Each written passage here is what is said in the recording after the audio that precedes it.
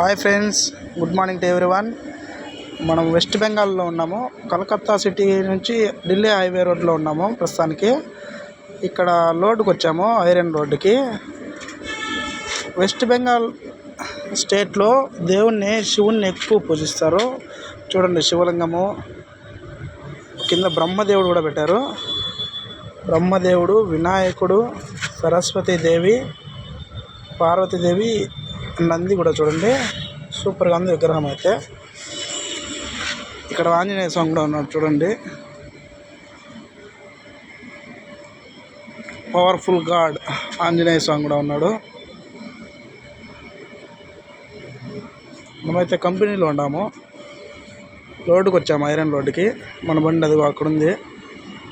Company IDFC company, IFD.